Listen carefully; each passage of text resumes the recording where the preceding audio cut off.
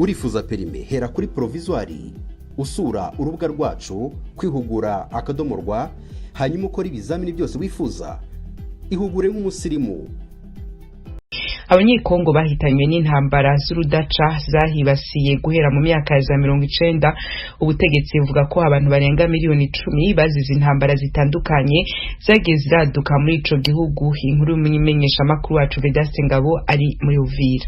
Uyu muhango wayobowe na Minisitiri w'Intebe Judith Suminwa wari uhagarariye President Felix Tshisekedi utari mu gihugu kubera ibibazo by'ubugwayi. Itangazo y'ijwi rya Amerika rikesha Presidence ya Congo rivuga yuko umukuru w'igihugu wari mu gihugu c'Ububirigi aho yagiye kwivuza. Imihango yo kwibuka izo nzirakarengane ku rwego rw'igihugu yabereye mu mujyi wa Kisangani ho mu ntara ya Chopo, yatambutse kuri televiziyo na radio y'igihugu. Amakuru dukesha amasoko yacu ari Kisangani atubwira ko akigera ashinguwe imibiri y'abantu baguye mu ntambara y'iminsi 6 yahuje ingabo za Uganda n'iz'u Rwanda mu mwaka wa 2000. Yatambagijwe aharuka iyo mibiri arayunamira aganira n'umwe mu baburiye abantu 8 bo mu muryango we muri iyo ntambara. Imbere y'ibihumbi by'abantu bari bitabiriwe muhango, abatanze ubuhamya barimo bapushije abavandimwe babo n'abakomerekeye muri iyo ntambara basabye igihugu cya Uganda kuba impoza amarira kuko urukiko mpuzamahanga rwari rwategetse Uganda mu kwezi kwa kabiri umwaka wa 2022 gutanga miliyoni 360 z'amadolari kuri Kongo. Aba baturage kandi basabye leta ya Kongo kuba bahafi kababufasha. Mu ntara za Kivu y'Epfo, iya Ruguru, Ituri naho habereye iyo mihango yo kwibuka abaguye mu ntambara zabaye muri izo ntara ndetse zikomeje no kugwanirwamo. Muri teritwari ya Fizi muri centre ya Makobora ahashinguwe abantu barenga 1000. Naho bibutse abantu bishwe mu mwaka wa 1998. Samuel Mulumba ahagarariye gahunda yo kwibuka abazize ubwicanyi bakorewe muri teritwari ya Fizi avuga yuko bishimiye umunsi igihugu cyashizeho wo kwibuka ababo bishwe.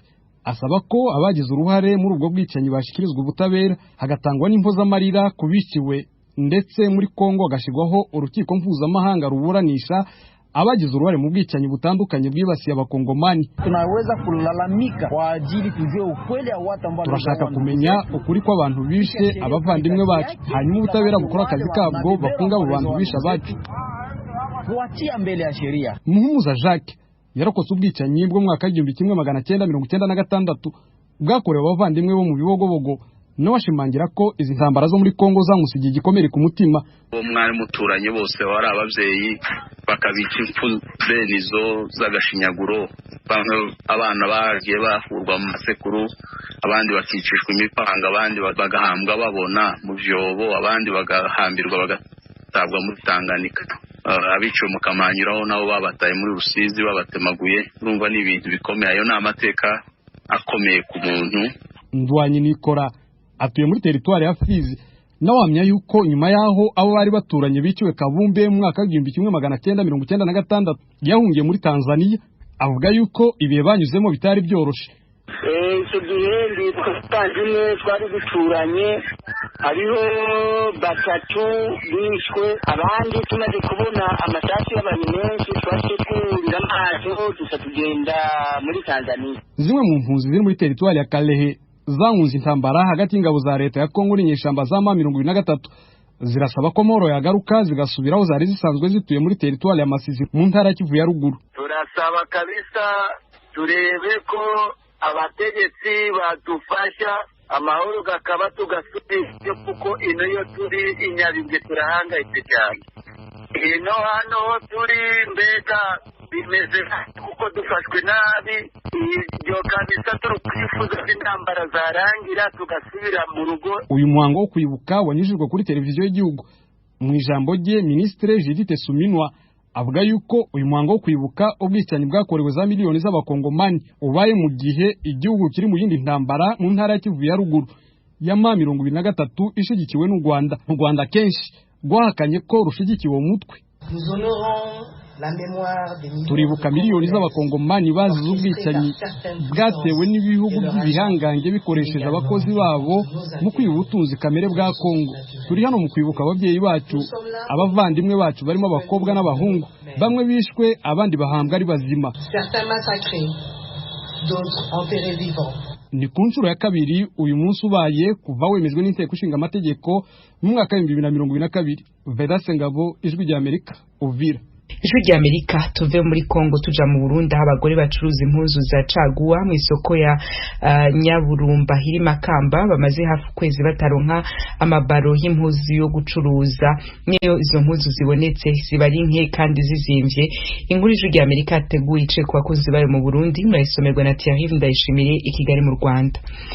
Mu isoko ya Nyaburumba ahasanzwe hadandarizwa impuzu z'igishweka ku minsi ya mbere iya gatatu n'iya gatanu wasanga igice kigurishirizwamwo impuzu z'igishweka hari umunigano w'abantu baba bariko baracagura impuzu bakimena amabaro. Kuri uyu wa gatanu igenekerezo rya kabiri ukwezi kwa munani ibintu ntibikimeze neza, nta baro nshasha bariko baramena kandi nta n'abantu bariko baraniganira impuzu. Izi hari usanga zimaze indwi imwe canke zibiri bigatuma zidahurumbirwa kuko haba hasigaye mbi. Umukunzi w'ijwi rya Amerika yasanze Emeline Nishobora umwe mu bakenyezi badandaza igishweka ahakorera ngaho kuri iryo soko. Igishweka ntikiboneka, amabaro ntaboneka, sinzi ntitubibona byo turimo. Mugenzi we adandaza impuzu nk'izo nawe nyene abibona uko. Amabaro iki gihe amabaro ntaboneka, amabaro nizibonetse ziboneka ku ruzimbo rurenze. Abo badandaza nta n'icizere bafise ko bazosubira kuronka amabaro bamena kugira ubuzima busubire kubandanya uko bwaho.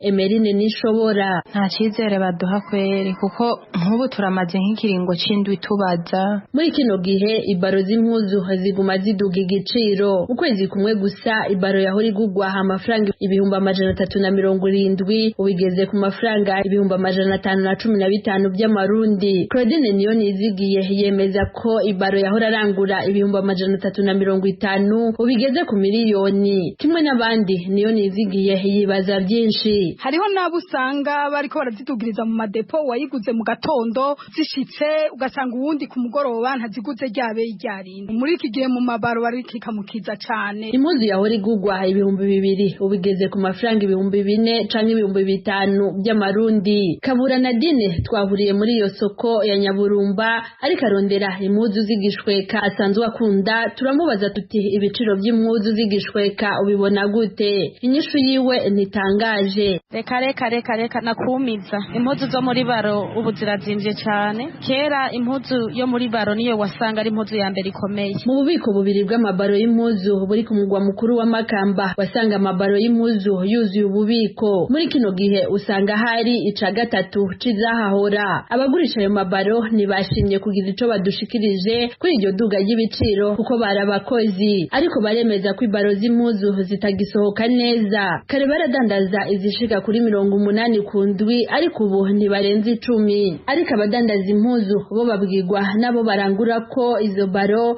ko biva ku iduga ry'amafaranga mva makungu. Uko kuzimba rero kw'izo mpuzu zigishweka bituma n'uziranguye zitamuva ko vuba. Abaguzi ntibaba bakiba benshi nkuko niyo nizigiye Claudine byamushikiye. Yabwiye umukunzi w'ijwi rya Amerika ko kuri uyu wa gatanu amaze guhomba inshuro zibiri yikurikiranya amafaranga agera ku 400. Imaze guhomba inshuro kabiri. Bwa mbere nahombye desase nkandi. Iyi nayo iheruka nahombye 105. Je hanza niranze n'ukuri kwa tweke wanje. Inkurikizi z'ubwo ruhombo n'ukudashobora kubeshaho umuryango, kandi mu gihe abavyeyi bariko barategura umwaka w'ishure mushasha ntibizoborohera kuko batabona iyo bazokura amakaye n'amafaranga y'ishure. Basaba leta ko yokorora ibiciro. Baba badandaza igishweka baba bakigura barasaba leta ko yofasha ibiciro nibibandanye biduga. Muri leta naho bama bamenyesheje ko umuti w'iduga ry'ibiciro ari ukugwiza umwimbu hakaboneka ibishogwa mu mahanga kugira ngo amafaranga mva makungu aboneka ari menshi. Uyu ni Arendi Kumana ajejwe igisata kijejwe imigambi y'iterambere mu biro by'umukuru w'igihugu. Ni gihe hari hakoranye abagenywe n'umukuru w'igihugu ku mugwa mukuru wa politike Igitega kuwa 8 z'ukwezi kwa gatandatu. Ibyo twigaza kubigwanya mu kuduza umwimbu cyane banki y'isi yose CFN izozana amadolari. Idolari rizozanwa icyambere no kuduza umwimbu w'iwacu hama turonke ibyo dufungura turonke ibyo dushora. Yakawa yacu turiko tumaze iminsi twiruka inyuma igurisha ku giciro cyiza amahera aze icyayi uko nyene mu gihe idolari rivunjwa hafi ibihumbi 7 by'amafaranga y'amarundi kuri aya masoko yo mwibanga. Mu banki nkuru naho rikaba ryababa amafaranga ibihumbi 3 by'amarundi. Arendi Kumana yaragirije kandi abadandaza bahabwa amafaranga mva makungu kugira ngo baje kurangura hanze. Yasiguye ko bamwe baca bayatwara kuri ayo masoko kuvunja kugira ngo baronke inyungu nini kandi batarushe, bagaca bareka kuja kuzana ibidandazwa hanze kuko biteba kandi bunguka make ugereranije nayo bunguka habavunjishije kuri ayo masoko yo. Aho rero umwana w'umusore yishe abantu benshi cyane kuko yari afite ngo umugambi wo kwica abantu 10, bisa nkaho yari ameze nk'uwabitegetswe. Rero kuri ubu ngubu uyu mwana hari amakuru mashyashya amutangajweho, ariko reka tugusabe niba utarakora subscribe nyamuneka uyikore kugira ngo widukurikire umunsi ku wundi, kuko ntago bigoye. Uri hasi gato iyi video urimo kureba urabona akajambo subscribe kandeho, tegerezo gatoya urabona akamenyetso kameze nk'inzirwa kandeho nako kugira ngo widukurikire umunsi ku wundi. Byari kuwa mbere tariki 29 Nyakanga 2024 nubwo polisi yo mu mujyi wa Marseille mu Bwongereza yahamagariwe gutanga ubutabazi mu gace ka Southport muri uwo mujyi, aho yageze isanga abantu benshi biganjemo abana bakomerekejwe bikomeye. Bivugwa ko muri icyo gitondo abana bari bitabiriye ibirori ku ishuri ryigisha kubyina muri ako gace, nyuma hakaza kwinjira undi muntu wari ufite icyuma agatangira gusagarira abo bana bari bari aho ngaho ndetse n'abandi bantu bakuru. Polisi yo muri uwo mujyi wa Marseille yatangaje ko uyu muntu yishe abana 3 b'abakobwa nyuma yo kubatera ibyuma birumvikana, n'abandi 2 bakuru bakomerekejwe bikomeye. Ikavuga ko bashobora kuba barakomeretse bagerageza gutabara abana batoya bari bari muri icyo gikorwa. Umuyobozi wa polisi yo mu mujyi wa Marseille, Constable Selena Kennedy, yavuze ko abana 9 bakomeretse mu gihe ubuzima bw'abandi 6 buri mu kaga. Abakomeretse bose byaturutse ku guterwa ibyuma. Abantu rero bakuru nabo bakomeretse bikomeye. Bakomeje avuga ko umusore w'imyaka 17 y'amavuko ukomoka muri Lancashire yavukiye muri Cardiff yahise atabwa muri yombi akekwaho ibyaha by'ubwicanyi. Kuwa 4 tariki ya 2 Kanama 2024 iyi polisi yatangaje ko umusore wari utuye mu mujyi wa Banks n'umuryango we akurikiranyweho icyaha cyo kwica Bebe King. So gusa ahubwo hari n'uwo nanone witwa Erizi Dot, undi wa gatatu yitwa Aris da Silva, no kugerageza kwica abandi 10. Ikinyamakuru cya politike cyo mu Bwongereza kinyujije ku rukuta rwacyo rwa X rwatangaje ko uyu musore witwa Rudakubana Alex akaba yaravutse tariki ya 7 Kanama 2006, bivuze ko azuza imyaka 18 y'amavuko kuwa 3 w'icyumweru gitaha. Rudakubana yavukiye mu Bwongereza muri Cardiff, ariko akaba avuka ku mubyeyi w'umunyarwanda ari witwa Rufonse Rudakubana. Gusa yahimukiye 2002 nk'uko ikinyamakuru cyo muri Southport cyabitangaje. Uyu musore nta makuru menshi amugaragaraho, dore ko atajyaga akoresha n'imbuga nkoranyambaga, ndetse n'abaturanyi babo bakaba batangaje ko batakundaga kumubona, kuko hari n'uwatangaje ko bari bamaze guturana imyaka igera kuri 20 ariko atarigera muciryera. Batangaje ko uwo babanaga cyane ari se w'uyu musore, mu gihe ngo nyina umubyara we yamaraga igihe kinini mu rugo. Ubwo bari bagituye muri Cardiff, cyangwa se ubwo bari bagituye muri Cardiff, ngo Rudakubana yajyaga aherekeza se igihe yabaga agiye kwiga amasomo ya karate, nk'uko Sensei Chiko Mbakwe yabivuze. Uyu musore yagejejwe imbere y'urukiko kuri wa 4, aho yashinjwe ibyaha byo kwica abantu 3 no gushaka kwica abandi 10. Ubwo yinjiraga mu rukiko yagaragaye amwenyura umwanya wose yamazemo, yaraputse isura ye. imyirondoro ye yamenyekanye nyuma y'uko umucamanza Andre Menary yatesheje agaciro ubusabe bwo kuyihisha nyuma y'ubusabe bw'itangazamakuru. Alexis Rudakubana afungiye muri gereza y'abana. Rero turakomeza dukurikiranire byinshi ku makuru ari bugenda atangazwa kuri uyu mwana wari ukiri mutoya rwose. Reka tukugezeho ayandi makuru twaguteguriye. Hari amakuru arimo kuvuga ko muri Repubulika Demokarasi ya Kongo harimo kuvugwa umusirikare wishoye ku baturage birangira imbunda bayimwatse. Si inkuru gusa, tugufite yandi makuru menshi yiri wavugwa uyu munsi hano mu Rwanda ndetse no hanze y'u Rwanda, cyane cyane mu gihugu cy'abaturage Repubulika Demokarasi ya Kongo.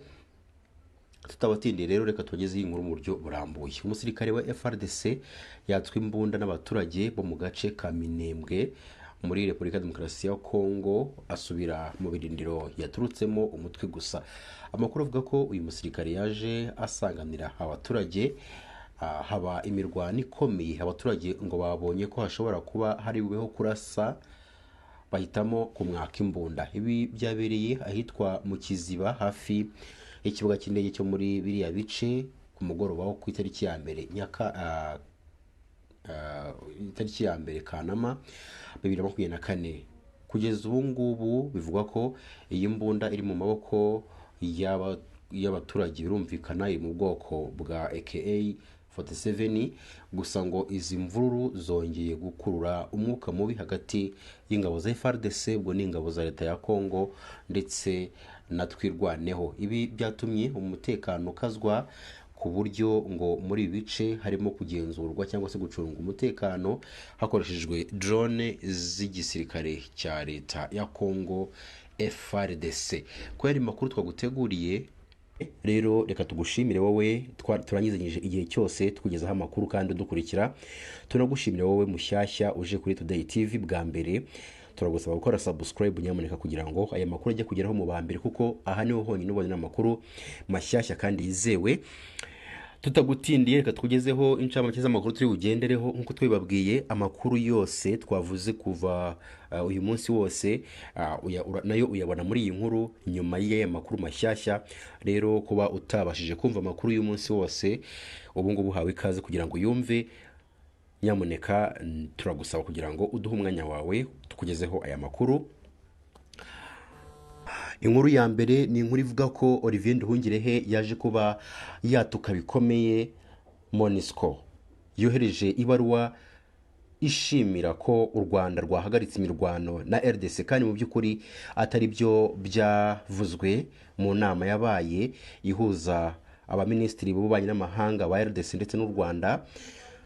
Murabizi neza ko habaye inama yahuje abo baminisitiri bombi, harimo Olivier Nduhungirehe, ambasaderi Olivier Nduhungirehe ndetse n'uhagarariye minisiteri y'ububanyi n'amahanga wa Kongo, babifashijwemo na perezidansi ya Angola. Rero murabizi neza ko havuzwe amagambo menshi, havugwa ibintu byinshi bigendeye kuko leta y'u Rwanda ikunda guhakana ko nta gisirikare ifite muri RDC, ikavuga ko nta buyobozi na buke cyangwa se nta bubasha ifite bwo guhagarika imirwano muri RDC, mu gihe nta basirikare ifiteyo, nta bubasha ifiteyo, idafasha M23. Ariko MONUSCO hari ibyo yanditse mu itangazo yari yasohoye ku rukuta rwa X, ivuga ko ishimira u Rwanda ko rwahagaritse imirwano. Olivier Nduhungirehe rero hari amagambo yavuze akomeye cyane ayabwira MONUSCO, dore ko harimo no kuyisebya bikomeye. Turaje tubikubwire. Ayandi makuru n'amakuru avuga ko u Rwanda na RDC bemeranyije agahenge. Ese koko aka gahenge ni gahenge ki?